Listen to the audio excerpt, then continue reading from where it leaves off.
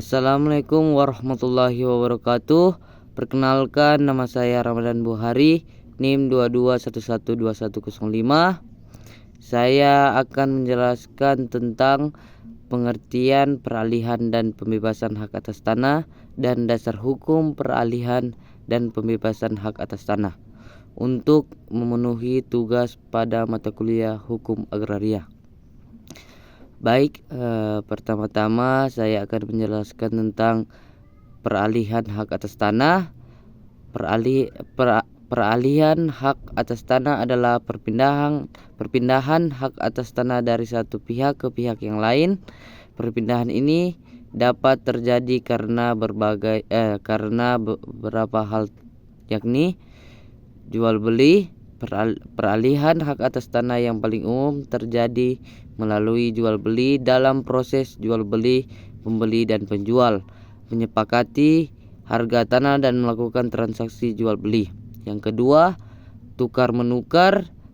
Peralihan hak atas tanah dengan cara tukar menukar yang dimiliki dengan tanah milik orang lain.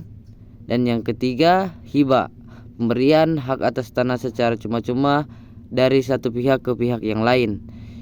Dan yang keempat, warisan, perpindahan hak atas tanah kepada ahli waris setelah pemilik tanah meninggal dunia. Dan yang kedua, saya akan menjelaskan tentang pengertian pembebasan hak atas tanah.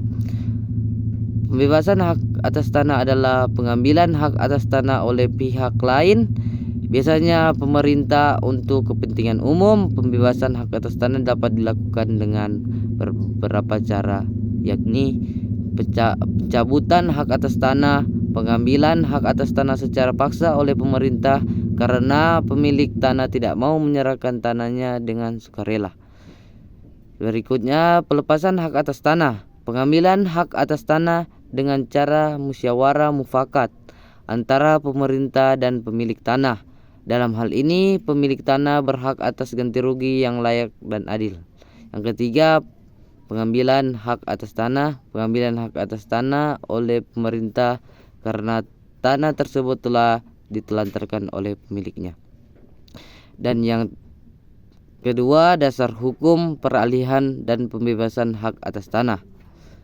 Yang pertama, terdapat pada Kitab Undang-Undang Hukum Perdata mengatur tentang jual beli, tukar menukar, hibah dan warisan.